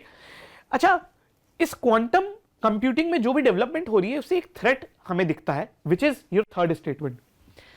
So we are fearing कि देखो अभी जो हमारी encryption techniques है, encryption का मतलब होता है किसी भी टेक्स्ट को कोडेड फॉर्म में कन्वर्ट करना, इसकी भी हमने डिटेल में बात आई थिंक अनुभव 1 में की थी या 2 में की थी. तो जब हमने क्वांटम की डिस्ट्रीब्यूशन का कॉन्सेप्ट पढ़ा था, if you have seen the earlier discussion, हमारा एक क्वेश्चन था क्वांटम की डिस्ट्रीब्यूशन पे and we had talked about this thing. तो तब हमने बात किया था जो हमारे नॉर्मल इंक्रिप्शन टेक्निक्स हैं, व्हाट दे डू इज कि वो एक मैथमेटिकल एल्गोरिदम यूज करते हैं, एक मैथमेटिकल पजल यूज करते हैं to convert the text, normal text into a coded data, into a code. अगर आपने इस मैथमेटिकल पजल को सॉल्व कर लिया, then you can decrypt it, you can break this encryption and you can get to know कि वो text में क्या था. What happens is, अभी जो हमारी इंक्रिप्शन टेक्निक्स हैं, they are very strong. जो नॉर्मल क्लासिकल कंप्यूटर्स हैं वो तो उस मैथमेटिकल पजल को डिकोड नहीं कर पा रहे हैं. But what about we develop quantum computers, fully functional quantum computer. अभी जो क्वांटम कंप्यूटर है वो बहुत स्मॉल लेवल पे एक्सपेरिमेंटल स्टेज में चल रहे हैं. But what if we develop a fully functional quantum computer? At that time, these mathematical algorithms can be easily solved by these quantum computers, and we will have the threat of that data being leaked. इसी problem से deal करने के लिए new technologies आ रही हैं quantum cryptography की, और उसी के लार्जर सबसेट में हमने ये कॉन्सेप्ट पढ़ा था क्वांटम की डिस्ट्रीब्यूशन का, which obviously we can not do right now, but I will request कि आपने अगर नहीं देखा है तो देख लीजिएगा. मोस्ट प्रोबेबली इट वाज अनुभव 1. अच्छा, अब बात करते हैं लास्ट कॉन्सेप्ट पे जो कि बहुत इंपॉर्टेंट है कि क्वांटम कंप्यूटिंग के साथ सबसे बड़ी जो प्रॉब्लम है that is problem of error. तो ये क्यों होता है? देखो, qubits are very sensitive to the external environment.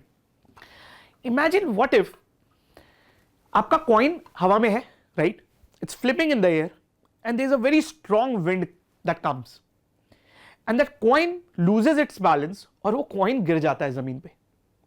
It will lose the possibility of being in two state simultaneously. Ground में तो उसके पास एक ही स्टेट आएगा, right? That is what happens कि अगर आप क्यूबिट्स का एक्सटर्नल एनवायरनमेंट वेरी करोगे, टेम्परेचर, प्रेशर, इस तरीके की कंडीशंस को बहुत वेरी करोगे, these qubits can lose their quantum properties of superimposition and entanglement, जिसकी वजह से ये फास्ट कैलकुलेशन हो रही थी, and that makes them very error prone, right?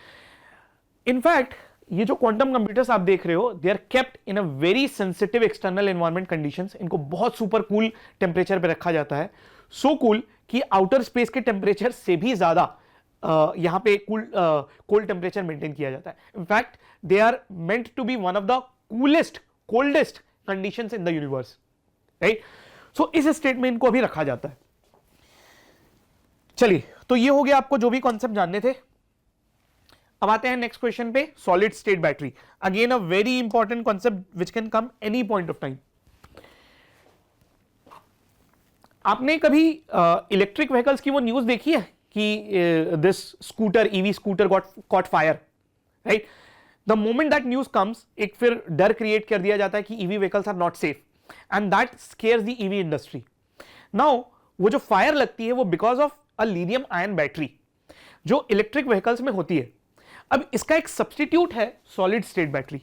If we are able to develop solid state batteries in an economical manner, in lesser cost, and we start using it in place of lithium ion batteries, we can make our vehicles fire prone.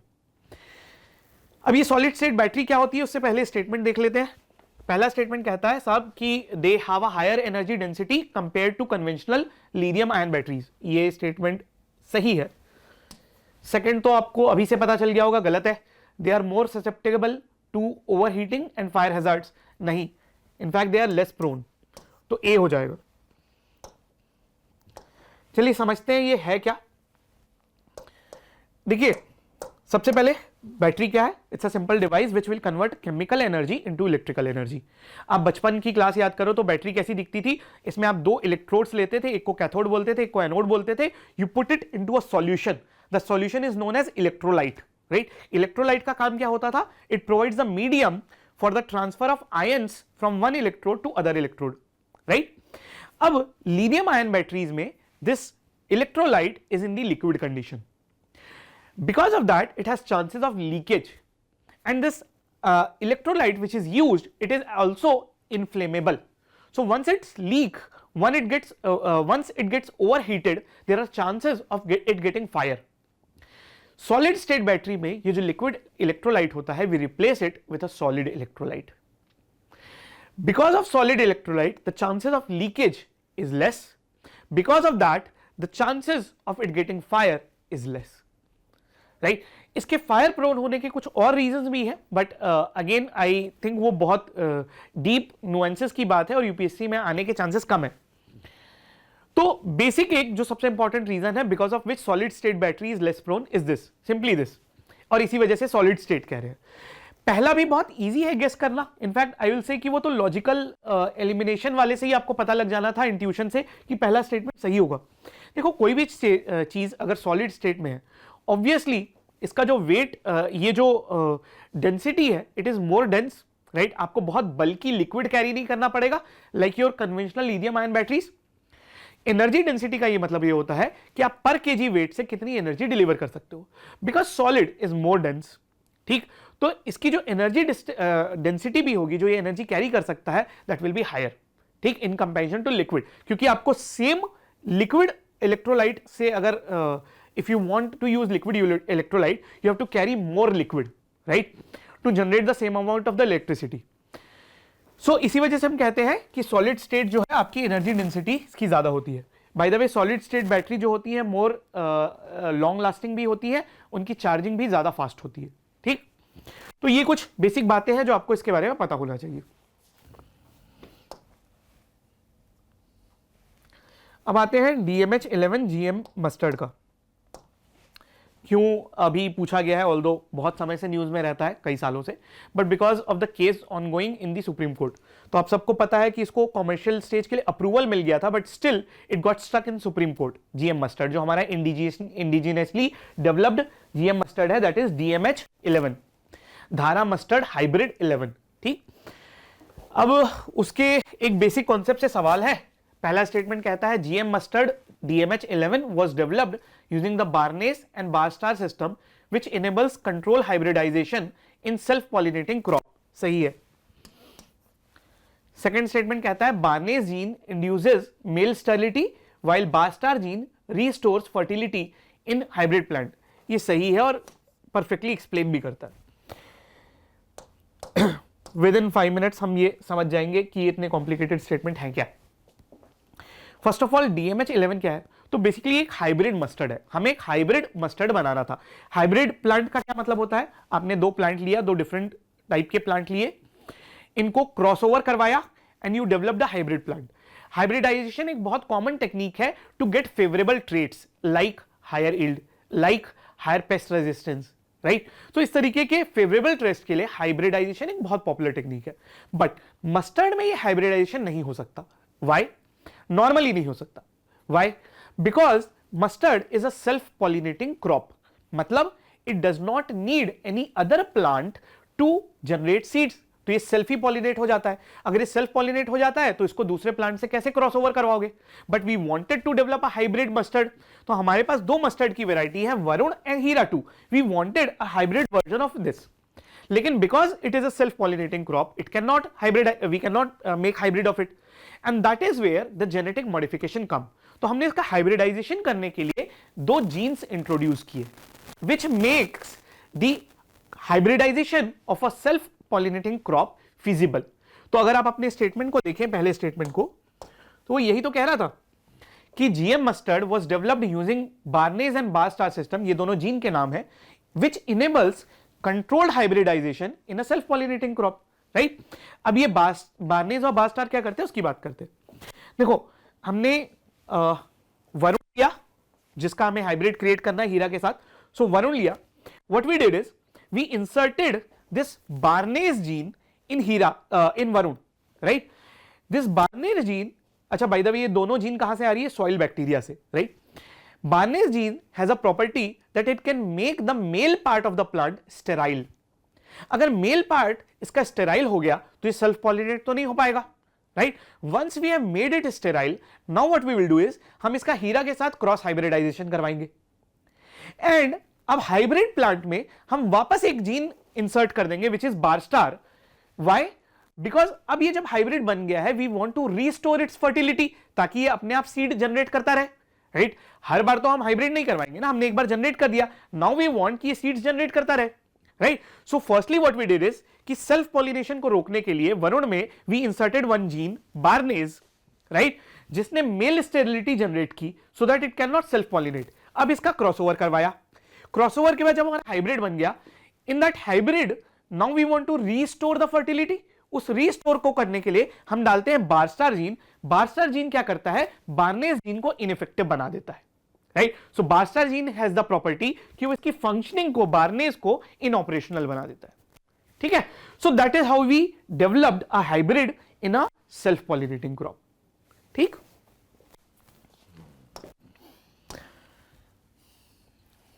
चलिए, ये question Sunita Williams की वजह से है।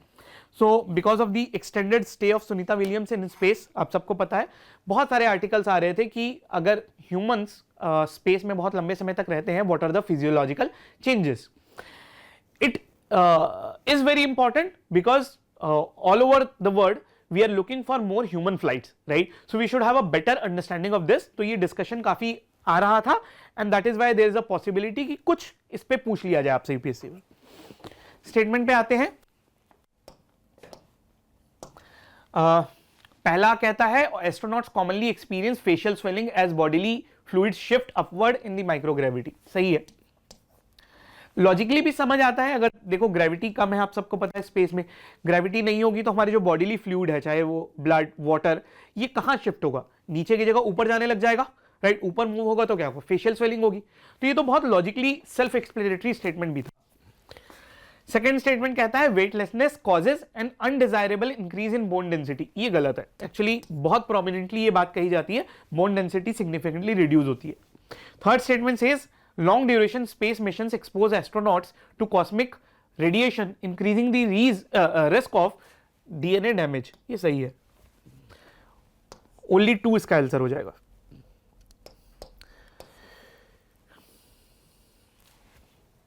NASA ने एक बहुत famous study की थी। They made 2 twins participate. I think एक का नाम मार्क केली था और दूसरे का नाम स्कॉट केली था। So one of these twins was sent to space और दूसरे ट्विन को अर्थ पे रखा गया, right. They wanted to compare कि ये दोनों ट्विन के में डिफरेंसेस क्या अपीयर होने लग जाते हैं, right, to study the impact of microgravity and other space conditions on human beings. तो ये एक्सपेरिमेंट बहुत फेमस है, बहुत ज्यादा जिक्र होता है इसका।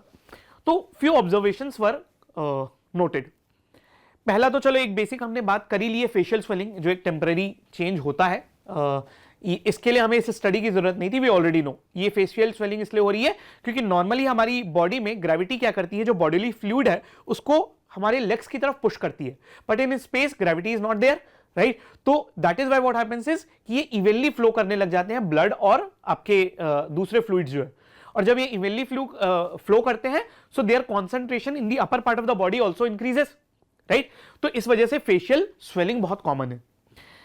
सेकेंडली वी ऑब्जर्व कि बोन डेंसिटी भी बहुत सिग्निफिकेंटली रिड्यूस होती है। व्हाई?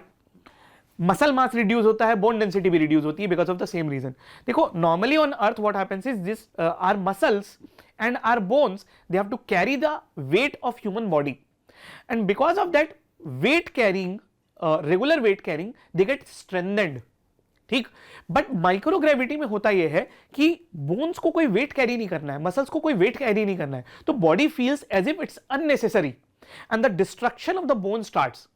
अर्थ में नॉर्मली बॉडी क्या करती है, बोन्स को रीजनरेट करती रहती है because they have a role to carry the human weight, और वहां पे तो ह्यूमन वेट नहीं है, ह्यूमंस आर फ्लोटिंग, राइट।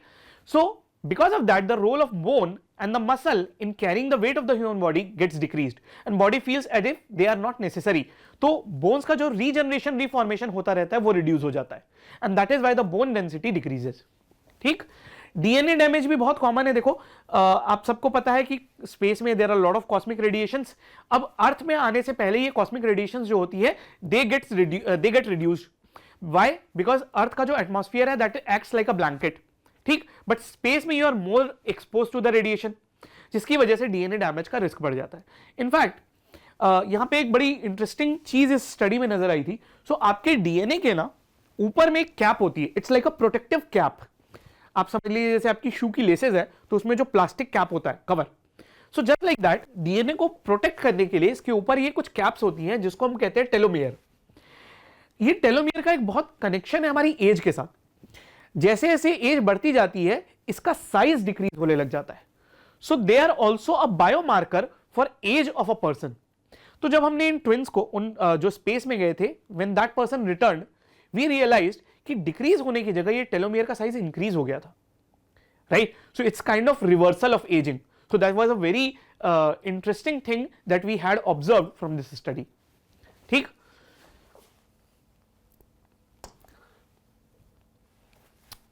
चलिए अब आई थिंक लास्ट क्वेश्चन है, इस पे आ जाते हैं। स्टेम सेल पे है। स्टेम सेल का कॉन्सेप्ट कोई बहुत पुराना बड़ा घिसा पिटा सा कॉन्सेप्ट है, बहुत बार आता रहता है, there is nothing new, but हमेशा न्यूज में रहता है। तो इसमें कुछ स्टेम सेल्स के नाम दिए हैं एंड दे आर आस्किंग कि which of the above are capable of differentiating into all cell types of human body. I had received certain queries with respect to this question. I'll talk about them. By the way, जो answer है वो है आपका first and third, तो 1 and 3 only, सी। तो stem cell क्या होते हैं? So stem cells are basically those cells inside our body, they have a special power, they have a special power of being converted into other types of cell, ठीक। वो ऐसे cell हैं which do not directly perform a function, वो कोई specific function नहीं perform कर रहे हैं, but they have a special power, they can get converted into other different types of cells, ठीक। अब ये stem cells को different groups में categorize किया जाता है, totipotent, pluripotent, multipotent। ये categorization, this categorization is based on the ability of the stem cells to convert into other type of cell। ये जितने ज्यादा type के cell में convert हो सकेंगे उसको हम बोलेंगे इसकी potency उतनी ज्यादा है, right? So totipotent is the maximum potent cell. It can get converted into any type of cell. Any type of cell, और इसके साथ एक और वर्ड किया जाता है यूज, एक्स्ट्रा एम्ब्रॉयनिक सेल्स। अब ये एक्स्ट्रा एम्ब्रॉयनिक सेल समझने से पहले हम थोड़ा सा आपके लेफ्ट कॉलम में देखिए क्या लिखा हुआ है। तो बेसिकली अगर आप ये देखेंगे तो ये लाइफ के स्टेजेस है। लाइफ की जो सबसे पहली सेल बनती है दैट इज जाइगोट। जाइगोट क्या होता है? तो जब स्पर्म और एग मिलते हैं, फर्टिलाइजेशन होता है, that fertilized egg is known as zygote. This is the first single cell of the life.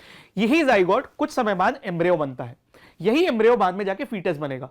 तो जाइगोट जो है दैट इज सिंगल सेल। अब यही सेल डिवाइड होगी, सेल बढ़ती जाएंगी, a stage will come where we will call it embryo.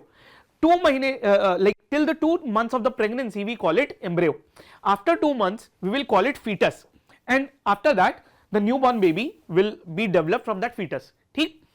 अब ये लेफ्ट कॉलम का यहाँ सिग्निफिकेंस क्या है? देखिए, अगर आपसे ये पूछा जाए कि एज अ ह्यूमन लाइफ के किस फेज में हमारे पास मैक्सिमम पोटेंशियल होता है कि हम कुछ भी बन सकते हैं, obviously the answer is childhood, जहां पे आपकी पर्सनैलिटी अभी डिफाइन नहीं हुई है, you can become anyone. That is the case with stem cells. जो पहली लाइफ की सेल है which is the zygote that has the maximum potency that it can get converted into any types of cell. और इसको कहते हैं zygote से अगर हम कोई सेल निकालेंगे we will call it totipotent cell. इसकी मैक्सिमम पोटेंसी है. ना सिर्फ ये सारी सेल्स ह्यूमन बॉडी की सारी सेल में कन्वर्ट हो सकती है, बल्कि it can also get converted into extra embryonic cells. Extra embryonic cells, ये क्या होता है एक्स्ट्रा एम्ब्रॉयनिक सेल? देखिए, जाइगोट से बाद में जब एम्ब्रियो बना, इस एम्ब्रियो के बाहर भी कुछ स्ट्रक्चर होता है प्रेगनेंसी के समय में, टेम्पररी स्ट्रक्चर. आपने एक टर्म सुना होगा, placenta. So placenta is a temporary organ during the pregnancy stage. It acts like a path, a passage for transfer of nutrients from mother to the child. और बाद में प्रेगनेंसी के बाद, ये आप देखे होंगे डिलीवरी के बाद, doctors cut it. So it's a temporary organ which does not remain in the adult body, right? तो जाइगोट ना सिर्फ ह्यूमन बॉडी की, एडल्ट ह्यूमन बॉडी की सारी सेल बनाएगा, बल्कि इस extra embryonic structure which is placenta, इसमें भी कन्वर्ट हो सकता है, राइट? अब बारी आती है आपकी प्लूरिपोटेंट सेल की, which is 1 degree lesser than the totipotent cell. ये कहां से मिलती है? तो ये मिलती है एम्ब्रियो से. ठीक, जाइगोट से एम्ब्रियो बन गया. अब एम्ब्रियो से अगर आप कोई सेल निकालोगे, that will be pluripotent cell. Pluripotent cell, it can also get converted into any cell of the human body, but except for extra embryonic structure which is placenta.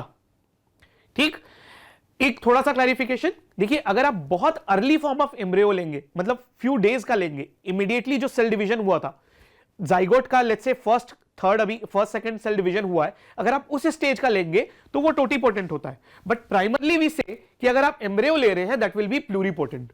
ठीक, अच्छा, अब एम्ब्रियो से foetus बन गया after 2 months. अगर आप foetus से कोई सेल लेंगे तो उसमें जो सेल, स्टेम सेल होंगी, वो मल्टीपोटेंट होंगी. मल्टीपोटेंट का ये मतलब होता है कि multipotent, it can also get converted into multiple cells, but not all types of cell. ये कुछ सिमिलर सेट ऑफ सेल्स में कन्वर्ट हो सकती है. मान लीजिए आप लोगों ने नाम सुना है ब्लड स्टेम सेल्स का, राइट? तो ब्लड स्टेम सेल जो कि बोन मैरो में होती है, it can get converted into similar type of cell. ये आरबीसी में कन्वर्ट हो जाएगा, रेड ब्लड सेल, ये व्हाइट ब्लड सेल में कन्वर्ट हो जाएगा, राइट? तो सिमिलर सेट ऑफ सेल में कन्वर्ट हो जाएगा. बट अगर आप चाहो कि ब्लड स्टेम सेल लंग की सेल बना दे, that is not possible. Who can do that? Pluripotent कर सकता है. अगर वो प्लूरिपोटेंट सेल है तो वो टोटिपोटेंट भी कर सकता है. ठीक, इससे फिर 1 डिग्री नीचे आता है यूनिपोटेंट. यूनिपोटेंट का मतलब होता है it can get converted into only 1 type of cell. ठीक, अच्छा, अब आपको जो एडल्ट बॉडी से जो सेल निकल सकती हैं, उसमें जो मिलेगा वो या तो यूनिपोटेंट मिलेगा या मल्टीपोटेंट मिलेगा. If you want pluripotent, you have to go back to embryo. If you want totipotent, you have to go back to zygote. ठीक, अब यहीं पे एक टर्म पिक्चर में आता है which is induced pluripotent. Induced pluripotent,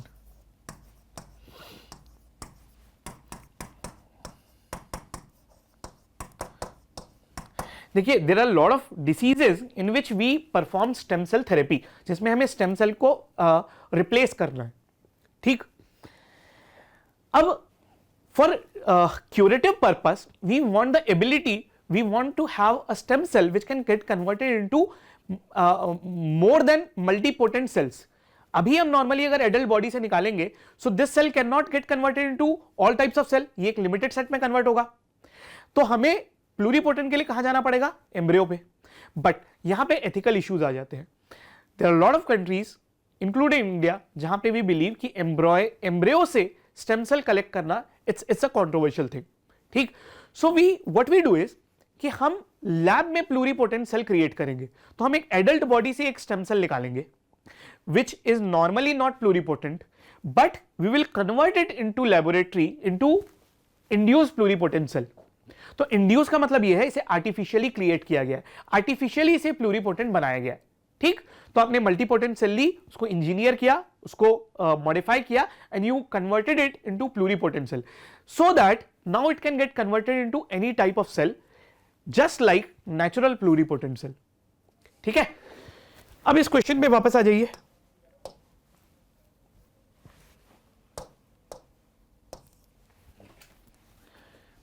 this says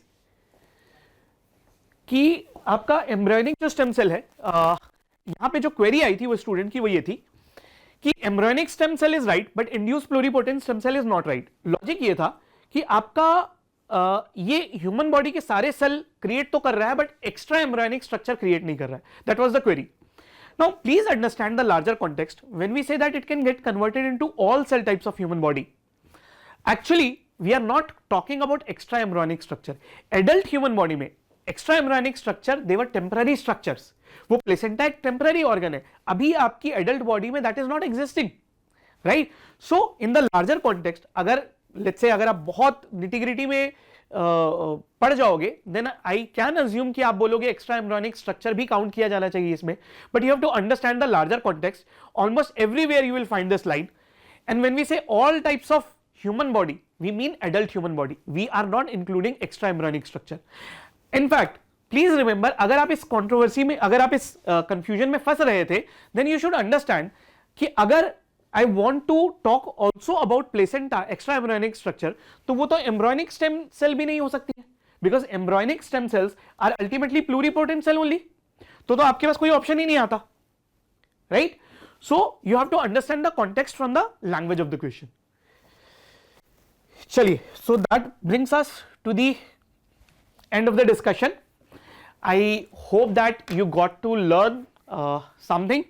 Discussion slightly थोड़ा सा lengthy था, but हमें काफी सारी themes cover करनी थी, so I hope that it was useful. Best of luck.